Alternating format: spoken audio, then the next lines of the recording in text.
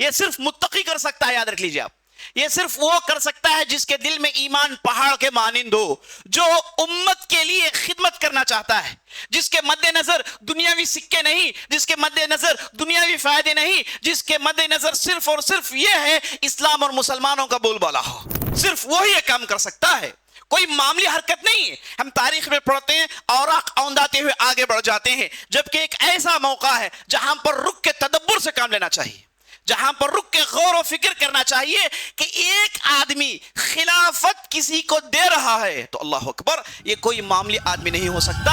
اے عبد الرحمن، یاد رکھنا، کبھی بھی امارت مت مانگو، کبھی بھی ذمہ داری یعنی عہدہ منصب مت مانگو، اور جان رکھو اگر تم نے کسی پوسٹ کو مانگا، کسی منصب کو مانگا، امارت مانگا، تو اللہ وہ ذمہ داری خود تمہارے کھاندوں میں ڈال دیتا ہے، تم اس کے ذمہ دار ہو جاتے ہو۔ مطلب یہ کہ اللہ کی طرف سے کوئی مدد آنے والی نہیں ہے۔ مصیبت تو اس وقت سب سے زیادہ ہو جاتی ہے جب یہ عہدوں کی لڑائیاں اسلامی جماعتوں میں دیکھنے کو ملتی ہیں۔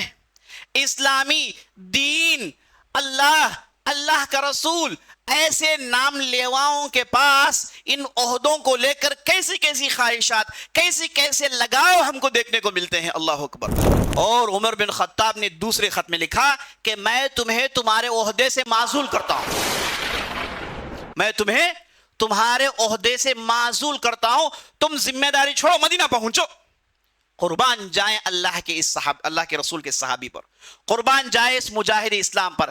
وہ صحابی نے اف تک نہیں کہا، ان کے زبان سے ایک لفظ نہیں نکلا، جیسے ہی معزولیت آ گئی انہوں نے ذمہ داری دے دی جسے دینی تھی، اور سیدھے نکل کے مدینہ پہنچ گئے۔ گورنرز کے پاس پائی کا حساب، 58 54، اگر کسی گورنر کے پاس ایک گھوڑا بھی زیادہ ہو جائے تو اسے پورا اکاؤنٹ دکھانا پڑتا ہے کہ ایک ایکسٹرا گھوڑا کہاں سے مل گیا۔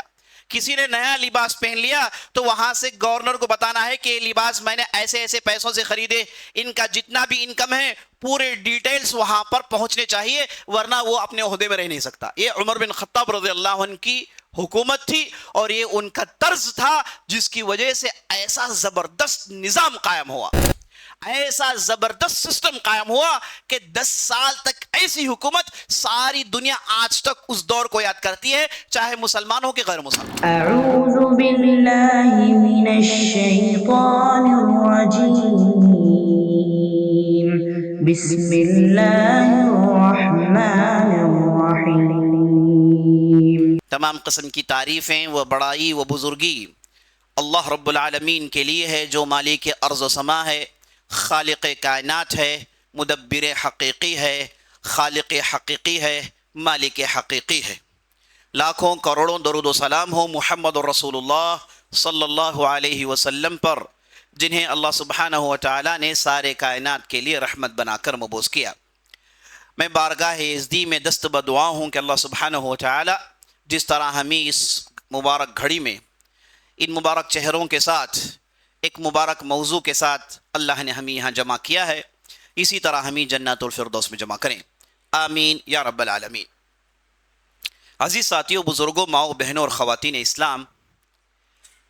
اسلام نے عہدوں کو، منصبوں کو، پوسٹس کو ایک ذمہ داری اور بوجھ قرار دیا۔ اسلام نے ذمہ داریوں کو، جسے لوگ عہدہ سمجھتے ہیں، اسلام نے اس کی خواہش کرنے پر روک لگائی۔ اسلام نے بوجھ برداشت کرنے والوں کو یہ ذمہ داری دینی چاہیے، اس پر اسلام نے زور دیا۔ لیکن آج ہم یہ دیکھتے ہیں کہ لوگوں نے ان منصبوں کو، ان عہدوں کو، چاہے وہ منصب کسی بھی ادارے کے لیے ہو یا پھر کسی بھی بستی کا ہو، کسی بھی ملک کا ہو، کسی بھی عہدے کا ہو، لوگوں نے سمجھ لیا ہے کہ یہ ایسا مقام ہے جہاں پر ہم کو رہنا ہے اور اپنی زندگی کو انجوائے کرنا ہے۔ لوگوں نے عہدوں کو اپنے خالی پیکٹ کو بھرنے کا ذریعہ بنا لیا ہے۔ اگر کسی مخلص کی بھی آپ بات کریں، اس نے تو اس بوجھ کو ایک مزے کا ذریعہ بنا لیا ہے۔ جبکہ اللہ اور اللہ کے رسول صلی اللہ علیہ وسلم نے ان چیزوں سے روکا ہے. بلکہ آپ صلی اللہ علیہ وسلم کے پاس ایک صحابیہ ہے جن کا نام تھا ابو ذر الغفاری رضی اللہ عنہ. انہوں نے آپ صلی اللہ علیہ وسلم سے پوچھا یا رسول اللہ الا تستعملنی، اے رسول اللہ صلی اللہ علیہ وسلم آپ، میں دیکھتا ہوں کہ فلاں کو آپ نے امیر بنایا ہے، فلاں کو امیر بنایا ہے. اسی مناسبت سے یہ جان لیجئے اسلام نے کبھی بھی امیر کو امیر نہیں کہا، بلکہ اسلام نے امیر کو، گورنر کو، عہدیدار کو، ذمہ دار کو لفظ استعمال کیا گیا عامل. اگر آپ تاریخ کی کتابیں پڑھیں گے تو وہاں پر اگر آپ دیکھیں گے فلان استعمل فلان، فلان نے فلان کو کسی بستی کی گورنری دی، تو وہاں پر آپ لفظ دیکھیں گے استعمال ہوگا عامل، یعنی کام کرنے والا. بعد میں آگے چل کے اس عہدے کو امیر میں تبدیل کر لیا گیا، حکم دینے والے میں تبدیل کر لیا، جبکہ صحابہ کے زمانے میں، تابعین کے زمانے میں امیر کے لیے لفظ استعمال ہوتا تھا عامل. تو میں بتا یہ رہا تھا ابو ذر الغفاری رضی اللہ عنہ نے آپ صلی اللہ علیہ وسلم سے پوچھا یا رسول اللہ کہ آپ مجھے کسی جگہ کے عامل نہیں بنائیں گے، یعنی امیر نہیں بنائیں گے؟ تو آپ صلی اللہ علیہ وسلم نے کہا اے ابو ذر انک رجل ضعیف، آپ کمزور آدمی ہیں، آپ کمزور آدمی ہیں، اور انہا امانہ، اور یہ جو چیز ہے یہ امانت داری ہے. آپ صلی اللہ علیہ وسلم نے ذمہ داری سے آگے بڑھ کے دوسرا لفظ استعمال کیا امانت داری ہے، اور اس کے بعد کہا وفی یوم القیامہ، اور قیامت کے دن یہ امانت داری خزی و ندامہ، قیامت کے دن یہ جو ذمہ داری ہے، یہ جو امانت داری ہے، کہیں ایسا نہ ہو تمہارے لیے رسوائی کا باعث بن جائے، تمہارے لیے ذلت کا باعث بن جائے. الا من اخذ بحقها، سوائے اس کے جس نے اسے لیا اور اس کے حق کو پورا ادا کیا، اس کے حق کو پورا ادا کیا. اور اسی طریقے سے ہم دیکھتے ہیں آپ صلی اللہ علیہ وسلم نے ایک دوسرے صحابی جن کا نام عبد الرحمن بن سمرہ تھا، ان سے آپ صلی اللہ علیہ وسلم نے کہا یا عبد الرحمن بن سمرہ لا تسأل الامارہ، اے عبد الرحمن یاد رکھنا کبھی بھی امارت مت مانگو، کبھی بھی ذمہ داری یعنی عہدہ منصب مت مانگو. اس کے بعد کہا، پتہ کی بات بتائی، اس کے بعد آپ صلی اللہ علیہ وسلم نے کہا فَإِنَّكَ إِنْ أُعْطِيتَهَا عَنْ غَيْرِ مَسْأَلَةٍ أُعِنْتَ عَلَيْهَا، یاد رکھ لو اگر لوگوں نے تمہیں ذمہ داری دی، لوگوں نے تمہیں عہدہ دیا، لوگوں نے تمہیں منصب دی جبکہ تم نے مانگا نہیں، اس کے لیے تم کوشاں نہیں تھے، لوگوں نے تمہیں ذمہ داری بنائی تمہاری قابلیت دیکھ کر، تمہاری صلاحیت دیکھ کر، جب لوگوں نے تمہارے ہاتھ میں ذمہ داری کو دی تو یاد رکھنا اللہ کی طرف سے مدد آئے گی. بغیر مانگے تمہاری صلاحیت، تمہاری قابلیت، تمہارا اخلاص، تمہارا عمل دیکھ کر لوگوں نے تمہیں ذمہ داری دی، جان رکھنا اللہ کی طرف سے مدد آئے گی. وَإِنْ أُعْطِيتَهَا عَنْ مَسْأَلَةٍ وُكِلْتَ إِلَيْهَا، اور جان رکھو اگر تم نے کسی پوسٹ کو مانگا، کسی منصب کو مانگا، عمارت مانگا، تو اللہ وہ ذمہ داری خود تمہارے کاندھوں میں ڈال دیتا ہے، تم اس کے ذمہ دار ہو جاتے ہو. مطلب یہ کہ اللہ کی طرف سے کوئی مدد آنے والی نہیں ہے. تو آپ صلی اللہ علیہ وسلم نے عبد الرحمن بن سمرہ کو ایسی کھٹن وصیت کی اور ایسی زبردست وصیت کی جو قیامت تک کے آنے والوں کے لیے اس میں بہت ساری باتیں غور کرنے کی ہیں. محرم کا مہینہ ہے، اس مہینے میں ہم اس حدیث اور ان باتوں کی ایک زبردست مثال دیکھتے ہیں. مطلب اس مہینے کا چونکہ تعلق حسن رضی اللہ عنہ، حسین رضی اللہ عنہ اور کربلا کے واقعے، ان واقعات سے ایک انداز سے جڑ گیا ہے، تو میں اسی پس منظر میں آپ کو میں حسن رضی اللہ عنہ کی ایک بہت بڑی قربانی اس مناسبت سے آپ کے سامنے رکھنا چاہتا ہوں. حسن رضی اللہ عنہ ہم جانتے ہیں یہ علی بن ابی طالب کے بعد خلیفہ بنے. علی بن ابی طالب کی حکومت یعنی خلافت 4 سال 9 مہینے رہی، اس کے بعد وہ شہید کر دیے گئے، تو لوگوں نے ان کے لڑکے حسن بن علی کا اختیار کیا. اور حسن بن علی کون ہے عزیز ساتھیو؟ اللہ اکبر. آپ صلی اللہ علیہ وسلم نے انہیں دیکھ کر کہا ان ھذا ابنی سید، یہ جو میرا لڑکا ہے یہ سردار ہے، یہ جو میرا لڑکا ہے یہ سردار ہے، یہ لیڈر ہے، اس کے ذریعے سے اللہ سبحانہ و تعالی دو بڑے بڑے گروہوں کے درمیان اصلاح کرے گا، دو بڑے بڑے گروپس کے درمیان صلح کرے گا۔ آپ صلی اللہ علیہ وسلم نے پہلے ہی کو پیشن گوئی سنا دی۔ تو حسن بن علی جب خلیفہ بنے، جو صرف 6 مہینے کے لیے رہے، تو اختلافات حد سے زیادہ بڑھ گئے، پانی سر کے اوپر چلا گیا۔ تو حسن بن علی نے غور کیا، دیکھا کہ معاملہ کہاں اٹکا ہوا ہے۔ معاملہ یہاں اٹکا ہوا ہے کہ لوگ خلافت کو لے کر پریشان ہیں، اور لوگ اس تعلق سے جھگڑ رہے ہیں، لوگ اس تعلق سے لڑ رہے ہیں، اس وجہ سے خون آشام لڑائیاں ہو رہی ہیں، خون بے تحاشا بہایا جا رہا ہے، اس لیے ضروری ہے کہ اس تعلق سے میں سوچوں۔ تو انہوں نے کیا کیا؟ اللہ اکبر، ایسا کام کیا ساری دنیا اس کام کو دیکھ کر ہمیشہ عبرت حاصل کرے۔ آج کا معاملہ یہ ہے کہ اگر آپ کو چھوٹے سے ادارے میں کسی کو منصب دے دیا جائے جس میں کوئی مالی چیزیں نہیں ہیں، یعنی کوئی فائنانس کا اس میں کوئی تعلق نہیں ہے، اس منصب کو چھین لیا جائے تو صاحب زمین آسمان کر دیتے ہیں، ہے کہ نہیں؟ جھگڑے ہوتے کہ نہیں؟ کچھ بھی نہیں ہے اس میں، نہ ان کو کچھ پیسوں کا فائدہ ہے، نہ ان کو کچھ پیسوں کا فائدہ ہے، صرف ایک عہدہ تھا، اس میں سے انہیں ہٹا دیا گیا، تو آپ دیکھتے ہیں کہ ان کا دل بھر آتا ہے، آنکھوں میں آنسو آ جاتے ہیں، بے قرار ہو جاتے ہیں، اپنے آپ کو ذلیل سمجھتے ہیں، اور کیا کیا نہیں کہتے، کیسے کیسے قلابے نہیں اونداتے، ہم سب جانتے ہیں، تفصیل میں جانے کی ضرورت نہیں، یہ صرف چھوٹے سے ادارے کی۔ اگر بات آپ آگے بڑھائیے، کسی بڑے ادارے میں عہدے سے کسی کو ہٹا دیا جائے تو وہ کیسے کیسے رنگ نکھاریں گے ہم جانتے ہیں۔ اور بات آگے بڑھائیے، کسی بستی کا بادشاہ، کسی بستی کا عہدیدار، وہ ذمہ داری میں ہٹا دیا جائے، وہ تو سیدھے سیدھے پاور استعمال کرے گا، مار دھاڑ کاٹ کاٹ میں اتر جائے گا۔ اب اس کے بعد دیکھیں گے کہ آپ فتنے اور بڑھتے جاتے ہیں۔ اور بات آگے بڑھائیے، اگر کوئی کسی ملک کا بادشاہ ہے، اب وہ کیا کرے گا ہم جانتے ہیں۔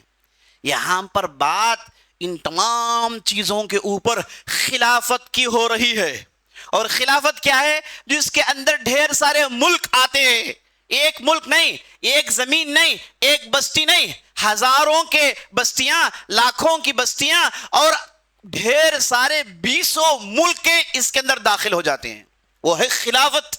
اور علی رضی اللہ عنہ کے زمانے میں خلافت کتنی تھی؟ آپ نارتھ افریقہ لے لیجیے، آپ یہ پورا مڈل ایسٹ لے لیجیے آپ، اب وہاں پر جو ہے ما وراء النہر کی بستیاں، خراسان، ایران، افغانستان، ہندوستان کی سرحدیں، یہ پورے علاقے خلیفہ حسن رضی اللہ عنہ۔ اور انہوں نے کیا کیا؟ انہوں نے سیدھے معاویہ رضی اللہ عنہ کو بلا کر کہا کہ میں اس خلافت سے تنازل کرتا ہوں، میں اس خلافت کو چھوڑتا ہوں۔ اللہ اکبر، یہ صرف متقی کر سکتا ہے، یاد رکھ لیجیے آپ، یہ صرف وہ کر سکتا ہے جس کے دل میں ایمان پہاڑ کے مانند ہو، جو امت کے لیے خدمت کرنا چاہتا ہے، جس کے مد نظر دنیاوی سکے نہیں، جس کے مد نظر دنیاوی فائدے نہیں، جس کے مد نظر صرف اور صرف یہ ہے اسلام اور مسلمانوں کا بول بالا ہو، صرف وہی یہ کام کر سکتا ہے، کوئی معاملی حرکت نہیں ہے۔ ہم تاریخ میں پڑھتے ہیں، اوراق اونداتے ہوئے آگے بڑھ جاتے ہیں، جبکہ ایک ایسا موقع ہے جہاں پر رک کے تدبر سے کام لینا چاہیے، جہاں پر رک کے غور و فکر کرنا چاہیے کہ ایک آدمی خلافت کسی کو دے رہا ہے تو اللہ اکبر، یہ کوئی معاملی آدمی نہیں ہو سکتا۔ یہ حسن رضی اللہ عنہ کی زندگی کا بہت بڑا کارنامہ ہے، بلکہ ایسی مثال پورے تاریخ میں نہیں ملتی۔ ہاں، لوگوں نے چھوٹے چھوٹے ذمہ داریاں دی، لیکن خلافت، اللہ اکبر، ایسی بہت ہی کم مثالیں ملتی ہیں، جبکہ وہ اس کے قابل ہیں، جبکہ وہ پوری صلاحیت رکھتے ہیں، اور انہوں نے اپنے والد سے پورا ایڈمنسٹریشن سیکھا ہوا ہے، اور آپ صلی اللہ علیہ وسلم کے چہیتے نواسے تھے۔ کیسی کیسی احادیث ان کے فضیلت میں مروی ہیں، ہر اعتبار سے قابل ہیں، لیکن چاہا کہ خون خرابہ ختم ہو، لیکن چاہا کہ امت میں امن ہو، لیکن چاہا کہ امت کا فائدہ ہو۔ امت کا فائدہ کس میں زیادہ ہے؟ میں عہدے میں بیٹھنے میں یا پھر میں عہدے کے چھوڑنے میں؟ ان چیزوں پر غور کیا اور انہیں بات سمجھ میں آئی کہ میرا چھوڑنا ہی امت کے لیے فائدہ ہے، میرا چھوڑنا ہی مومنین کا عمل ہے، میرا چھوڑنا ہی سب سے اشد ضرورت کا والا معاملہ ہے۔ اس بات انہیں سمجھ میں آئی اور انہوں نے اپنی خلافت چھوڑ دی، اور معاویہ رضی اللہ عنہ سے کہا کہ یہ لیجیے خلافت میں آپ کو دیتا ہوں، اور میرے پاس بعض کنڈیشنز ہیں، بعض شروط ہیں، یہ شروط کے تحت میں میری خلافت آپ کے ہاتھ میں دیتا ہوں۔ تو معاویہ رضی اللہ عنہ نے کہا کہ آپ جو کنڈیشن لگانا چاہے لگا لیجئے، ہم آپ کے ہر کنڈیشن کو ماننے کے لیے تیار ہیں۔ تو اس کے بعد حسن رضی اللہ عنہ نے کہا میری اگر وفات ہو جائے، آپ کی وفات ہو جائے خلافت کے دوران، تو خلافت واپس مجھے آئے گی۔ کیا مطلب؟ میرے اندر صلاحیت ہے، میں یہ کام کر سکتا ہوں، لیکن فی الحال میں یہ چیز آپ کے ہاتھ میں اس لیے دے رہا ہوں کیونکہ یہ محسوس کرتا ہوں کہ اس میں امت کا فائدہ ہے۔ اگر میں نے یہ محسوس کیا کہ اس میں امت کا فائدہ نہیں، اس عہدے کو چھوڑنے میں کسی کا کچھ فائدہ نہیں، تو میں اس کے لیے کٹ مرتا، میں اس کے لیے ہر کوشش کرتا۔ لیکن مجھے میری رائے یہ بتا رہی ہے کہ فی الحال یہ کام کرنے سے امت میں امن آئے گا، امت میں امن قائم ہوگا، یہ میری رائے ہے۔ یہ سوچ کے انہوں نے معاویہ رضی اللہ عنہ کے ہاتھ میں خلافت کی پوری کنجیاں سونپ دی۔ اللہ اکبر! یہ کوئی معمولی حرکت نہیں ہے عزیز ساتھیو، ہم میں سے ہر فرد اس پر غور کرے اور عہدوں کے تعلق سے یہ سمجھیں کہ یہ بوجھ ہے۔ اور آج ہمارے معاشرے میں عہدوں کے لیے کیسی کیسی لڑائیاں نہیں ہوتی۔ مصیبت تو اس وقت سب سے زیادہ ہو جاتی ہے جب یہ عہدوں کی لڑائیاں اسلامی جماعتوں میں دیکھنے کو ملتی ہیں۔ اسلامی دین، اللہ کا رسول، ایسے نام لیواؤں کے پاس ان عہدوں کو لے کر کیسی کیسی خواہشات، کیسی کیسے لگاؤ ہم کو دیکھنے کو ملتے ہیں۔ اللہ اکبر! کیسی کیسی لڑائیاں ہم کو دیکھنے کو ملتی ہیں۔ اگر ان کا بس چلے تو ساروں کو قتل کر ڈالے صرف اس عہدے کے لیے، صرف اور صرف اس عہدے کے لیے۔ کیا کچھ نہیں کیا جاتا، اللہ بہتر جانتا ہے۔ اور اللہ سبحانہ و تعالیٰ ایسے لوگوں کو ہدایت دے اور ایسے لوگوں کے ذہن میں، دماغ میں بانٹ ڈالے کہ امت کی فلاح بہبودی میں ہی سب فلاح بہبودیاں ہیں۔ آمین یا رب العالمین۔ اور مثال سنیے، خالد بن ولید رضی اللہ عنہ ایک مشہور زبردست مجاہد صحابی گزرے ہیں، ہم جانتے ہیں ان کا کتنا بڑا عہدہ ہے۔ انہیں نبی صلی اللہ علیہ وسلم نے سیف اللہ کہا، اور لڑائیوں میں ان کے ہاتھوں میں 10 تلواریں ٹوٹ جاتی تھی۔ لڑائی ختم ہونے کے بعد خون کو دھو کر اپنے انگلیوں کو تلوار سے نکالتے تھے، اس حد تک چپک جاتے تھے ان کے ہاتھ تلواروں میں۔ یہ ان کے داد شجاعت ہوا کرتی تھی۔ انہیں عمر بن خطاب نے دو مرتبہ عہدے سے معزول کیا۔ ابو بکر صدیق رضی اللہ عنہ کا زمانہ آیا تو ابو بکر صدیق رضی اللہ عنہ نے انہیں شام کا ذمہ دار بنایا، وہاں کا امیر بنایا، اور خالد بن ولید وہاں پر امارت کر رہے تھے۔ اور ابو بکر صدیق رضی اللہ عنہ کے پاس ایسا نہیں تھا کہ وہ جو بھی گورنر ہے اس سے پائے کا حساب نہیں لیتے تھے۔ اور عمر بن خطاب نے جا کر ابو بکر صدیق سے کئی بار کہا کہ آپ اپنے گورنر سے پائے کا حساب لیجئے، پیسوں کا حساب صحیح ہونا چاہیے ورنہ اس میں بڑے فتنے برپا ہوں گے۔ ایک مرتبہ ابو بکر صدیق نے عمر بن خطاب کی بات سن کے خالد بن ولید کو خط لکھا، کہا کہ آپ کے جو پیسے ہیں اس کا آپ حساب کتاب بھیجیے۔ تو خالد بن ولید نے وہاں سے جواب دیا کہ اے امیر المومنین، اے خلیفۃ رسول، آپ نے جب ذمہ داری دی تو پوری ذمہ داری دے دیجئے، ذمہ داریوں کو بعض اپنے طرف آپ کریں گے تو ہم کھل کے کام نہیں کر سکتے۔ تو یہ جواب خالد بن ولید کے پاس آیا، ابو بکر صدیق نے ان کے اس جواب کو سنا، مطمئن ہو گئے، چھوڑ دیے۔ اور جیسے عمر بن خطاب کا زمانہ آیا تو عمر بن خطاب نے وہی خط لکھا اور خالد بن ولید سے وہی جواب آیا۔ اور عمر بن خطاب نے دوسرے خط میں لکھا کہ میں تمہیں تمہارے عہدے سے معزول کرتا ہوں، میں تمہیں تمہارے عہدے سے معزول کرتا ہوں، تم ذمہ داری چھوڑو، مدینہ پہنچو۔ قربان جائیں اللہ کے رسول کے صحابی پر، قربان جائے اس مجاہد اسلام پر۔ وہ صحابی نے اف تک نہیں کہا، ان کے زبان سے ایک لفظ نہیں نکلا۔ جیسے ہی معزولیت آ گئی انہوں نے ذمہ داری دے دی جسے دینی تھی اور سیدھے نکل کے مدینہ پہنچ گئے، جبکہ خالد بن ولید کا بڑا نام تھا اس زمانے میں۔ خالد بن ولید کو کون نہیں جانتا تھا، سارے عالم اسلامی میں ان کا بہت بڑا نام تھا۔ لیکن عمر بن خطاب کے جانب سے جب حکم آیا تو امیر المؤمنین کا حکم ماننا، اس کی تعمیل کرنا، یہ ایمان کی نشانی تھی۔ اسے محسوس کرتے ہوئے خالد بن ولید نے اپنا عہدہ چھوڑا اور سیدھے مدینہ واپس آ گئے اور خاموش رہ گئے۔ اس کے بعد انہوں نے کچھ کیا نہیں۔ بعد میں خالد بن ولید کو عمر بن خطاب نے ابو عبیدہ بن جراح کے ماتحت کر دیا، چونکہ ان کے پاس بھی بعض قابلیتیں ہیں، وہ ضائع نہ ہو تو ابو عبیدہ بن جراح، اللہ اکبر، ایمان کا پہاڑ، انہیں شام کی ذمہ داری دیتے ہیں، وہاں کی عمارت دیتے ہیں، اور خالد بن ولید سے کہتے ہیں کہ آپ ان کے ماتحت رہیں۔ اب جب لڑائیاں ہوئی اس زمانے میں فارسیوں کے ساتھ، رومیوں کے ساتھ بہت ساری لڑائیاں ہوئی، اور ہم جانتے ہیں فارسی رومی یہ اس زمانے کے سپر پاورز تھے، ان کے پاس پوری طاقت تھی، لیکن مسلمان عرب جن کے پاس طاقتیں کم تھی، لیکن اس کے باوجود جس انداز سے، جس چالاکی سے اور جس ایمان سے انہوں نے لڑائیاں لڑی، اللہ نے انہیں ہر لڑائی میں جیت دی۔ تو ایک مرتبہ ابو عبیدہ بن جراح نے خط لکھا، اور خط لکھ کے عمر بن خطاب سے کہا کہ فلان لڑائی میں اللہ نے مسلمانوں کو جیت دی، اور اتنا سارا مال بطور غنیمت ہمارے پاس پہنچا ہے۔ اب اس لڑائی میں سب سے زیادہ جو صاحب نے اپنی داد و شجاعت دی، جس نے اپنے ایمان کا ثبوت دیا، وہ ہیں خالد بن ولید۔ انہوں نے ایسے ایسے کارنامے کیے، ایسے ایسے کارنامے کیے، انہوں نے پورے کارنامے لکھ کے عمر بن خطاب کو بھیجا، اور عمر بن خطاب نے، اور اس کے بعد کارنامے لکھنے کے بعد نیچے ابو عبیدہ بن جراح نے کہا کہ میں ان کے ان کارناموں کے باعث شام کے ایک چھوٹے سے علاقے کا میں انہیں ذمہ دار بناتا ہوں۔ چونکہ پورے شام کی ذمہ داری ابو عبیدہ کے پاس تھی، تو انہوں نے ایک علاقہ جسے قنصرین کہا جاتا ہے، اس علاقے کی ذمہ داری انہوں نے خالد بن ولید کو دے دی۔ جب یہ خط پہنچا، عمر بن خطاب نے پورا پڑھا، اور اس کے بعد عمر بن خطاب نے پتہ ہے کیا کہا؟ عمر بن خطاب نے کہا کہ مجھ سے زیادہ ابو بکر صدیق سمجھدار تھے، انہوں نے خالد بن ولید کو اس لیے انہوں نے عمارت دی کیونکہ ان کے پاس یہ کوالٹیز ہیں۔ اور اس کے بعد یہ کہا کہ خالد نے اس بار اپنے آپ کو امیر بنا لیا ہے، خالد نے اس بار اپنے آپ کو امیر بنا لیا ہے۔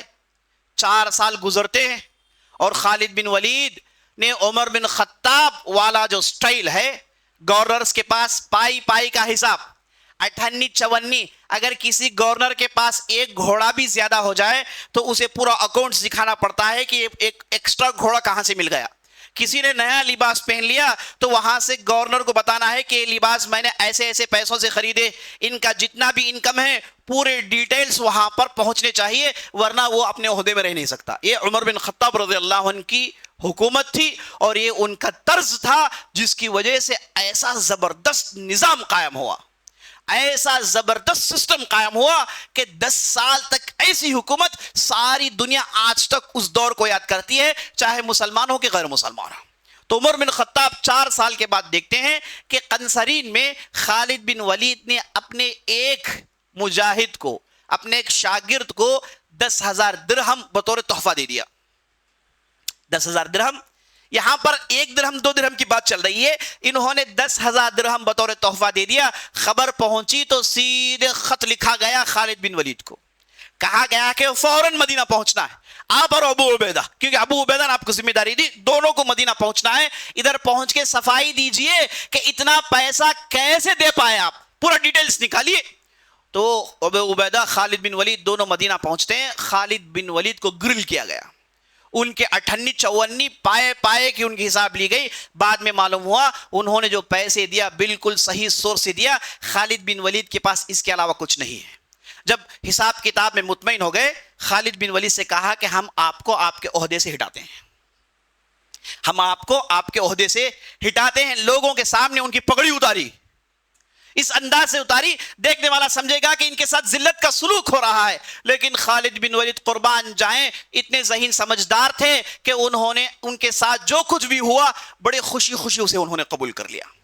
اب اس کے بعد خالد بن ولید نے کیا کیا؟ اس کے بعد وہ لڑائی میں حصہ لیتے نہیں رہے، مدینے میں رہتے تھے۔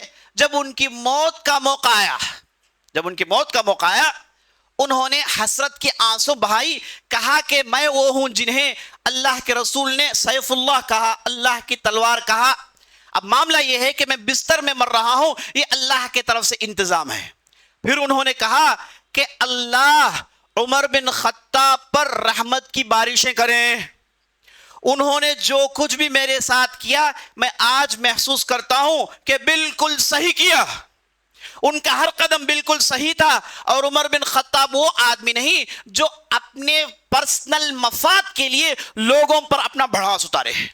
وہ اپنے پرسنل خواہشات کے لیے کسی کو ذلیل کرنے والے نہیں ہیں. یہ ساری دنیا جانتی ہے. اور میرے ساتھ جو رویہ عمر بن خطاب کا تھا، اگرچہ کہ اس وقت مجھے رنجش ہوئی، اگرچہ کہ اس وقت مجھے غم ہوا، لیکن آج میں اس مرگ بستر میں یہ محسوس کرتا ہوں کہ میرے ساتھ انہوں نے جو کیا بالکل صحیح کیا، وہی کیا جس سے اللہ راضی ہوتا ہے. اور اس کے بعد کہا میری پوری دولت، میری پورے گھوڑے، میرے پورے ساز و سامان، یہ پورے کی پوری ذمہ داری میں عمر بن خطاب کے ہاتھ میں دیتا ہوں. میں وصیت کرتا ہوں کہ وہ جیسے چاہے اسے استعمال کرے، میرے بچوں میں جیسے چاہے تقسیم کرے. میرے پورے مال، میری پوری دولت، میرے پورے معاملات کی ذمہ داری میں عمر بن خطاب کو دے رہا ہوں. اخلاص دیکھیے عزیز ساتھی، غصہ نہیں آیا. اگر آج کسی کے ساتھ یہ تو چھوڑیے، اس کے برابر 5% بھی کر لیا جائے نا، 5% بھی اس کے ساتھ کر لیا جائے، تو وہ آدمی قبر میں پڑھ کے بدعا بھیجے گا. کہے گا کہ بھائی اس نے میرے ساتھ یہ کیا، اس نے وہ عہدے سے ہٹایا، اس نے پوسٹ چھنا لیا، اس نے فلاں فلاں کیا. ساری زندگی اسی آہوزاری میں گزار دے گا. مومنین کا طریقہ یہ نہیں ہوتا. میں نے آپ کے سامنے 2 مثالیں اس لیے پیش کی تاکہ ہم اور آپ جان لیں کہ یہ بزرگ بنتے ہیں تو واقعی بزرگ ہوتے ہیں، یہ صحابی ہیں تو واقعی صحابی ہیں. ان کے پاس یہ عہدے ذمہ داری کی حیثیت ہوتی ہے.